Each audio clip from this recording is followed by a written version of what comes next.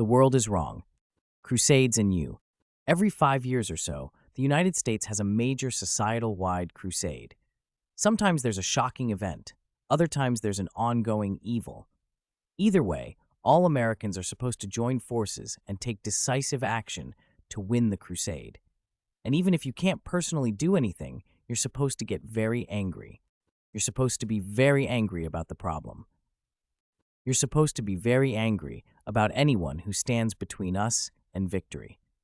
You're supposed to angrily support our crusaders. You're supposed to be very angry about people who aren't very angry. Here is a list of all the full-blown crusades I personally recall in chronological order. Yes, there's a line drawing problem, so if you think I've missed one, please share in the comments. 1. Islamist Iran.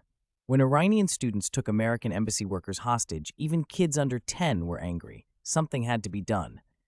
When the hostage rescue mission failed, my parents broke their no TV at dinner rule because they needed to know what happened. A popular t-shirt actually read, "Vote yes for Lake Iran." 2. The war on drugs. Beginning in the 70s and throughout the 80s, my schools were covered in anti-drug propaganda. So were billboards all over LA. Everyone was supposed to be vigilantly searching for drug dealers offering free samples of hard drugs in suburban elementary schools. My high school hired Dave Toma to preside over an apocalyptic anti-drug revival meeting for the whole school. 3. Free Kuwait. When Iraq invaded Kuwait, American society flipped out again. Back then, I doubt most Americans knew the difference between Iraq and Iran, but they were still enraged. If you opposed action, the knee-jerk question was, well, what do you propose to do? Even most anti-war activists would glumly respond, give sanctions time to work. When I stopped by my old high school, my history teacher had a Free Kuwait bumper sticker on his podium. 4. The War on Terror. The aftermath of the dissolution of Yugoslavia never attained crusade status, though the Kosovo War came close. How many times did I hear contemporary media use the phrase ethnic Albanian Kosovars? 9/11, however, launched the biggest crusade of my lifetime. Flags and stickers and bloodthirsty opinions were everywhere. My dad was visiting me when the U.S. started bombing Afghanistan. My mom phoned him to let him know the U.S. attack had begun, and he gushed, "It's about time." 5. The Iraq War. Almost everyone vocally supported the destruction of the Taliban. The crusade to unseat Saddam Hussein, in contrast, sparked mild domestic resistance and massive domestic counter-resistance. The Congressional War Authorization vote won by more than 2-1. The Dixie Chicks got canceled before getting canceled was a thing. 6. The 2008 financial crisis. TARP was controversial, but primarily because so many people wanted to bail out Main Street as well as Wall Street. Other than Scott Sumner, almost no one wanted to hear about simple technocratic fixes like nominal GDP targeting. 7. COVID. I don't count opposition to Trump or Brexit as a crusade because public opinion was always sharply divided. The COVID crusade, in contrast, went from a minor issue in late February 2020 to the end of the world by April. And while it may seem like there's been debate, it is the hysterical consensus that stands out. All 50 states declared a state of emergency. And even today, I'm vaccinated, so I should be exempt from these rules, remains a heretical position. Not to be confused with the mainstream position that the CDC now says vaccinated people are allowed to do X. 8. Black Lives Matter.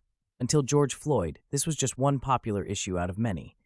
Now, almost a year later, I continue to encounter heavy-handed anti-racist propaganda and bizarre expiation attempts. The police publicly murder an innocent man, so all of the black characters on The Simpsons have to be voiced by black actors? In Derek's fall, we sinned all. When I classify X as a crusade, this obviously doesn't mean that the events that sparked the crusade didn't happen, nor does it mean that the events weren't bad. What it means, rather, is that the public reaction was highly emotional and hence deeply unreliable. Once a crusade is underway, you can no longer ask pertinent questions like, how bad is this event on a to 10 scale, where 10 is the extinction of humanity? Or what are the odds that our efforts will make things worse? Or are we mistreating bystanders? And a fundamental principle of effective altruism is that you should always ask such questions. Now, I wish I could say that I've opposed every single one of these crusades, but that's not true. Alas, I was an earnest drug warrior as a child.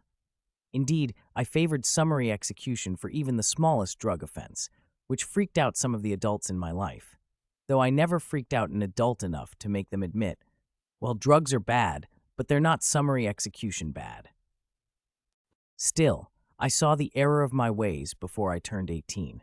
I realized I was dead wrong about the war on drugs, and I've had the sense to spurn each and every subsequent crusade. Verily, you will not stampede me.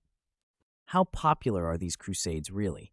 On reflection, most Americans probably support all the crusades unleashed during their adult lives. After the fervor dies down, they may feel occasional regret, but selective amnesia is far more prevalent, and it's hard not to look down on such sheeple. Yet shouldn't we be equally critical of folks like me who oppose every crusade that comes along? You might even quote inherit the wind, which ends by hinting that cynics are even worse than fanatics. I'm getting damn tired of you, Hornbeck. Why? You never pushed a noun against a verb except to blow something up. That's a typical lawyer's trick, accusing the accuser. What am I accused of? I charge you with contempt of conscience, self-perjury, kindness aforethought, sentimentality in the first degree. Why? Because I refuse to erase a man's lifetime. I tell you, Brady had the same right as Cates, the right to be wrong. My answer: in a world where opinion leaders take effective altruism to heart, we should indeed look down on those who stubbornly refuse to support well-vetted, self-aware causes. But since the real world is ruled by hysteria and hurting, there is a strong built-in presumption that any crusade popular enough to get off the ground is unworthy of your support. And since most of us, thankfully, only live through a dozen or so crusades per lifetime, you shouldn't be surprised if exactly 0 of them surmount that presumption. May 19th, 2021.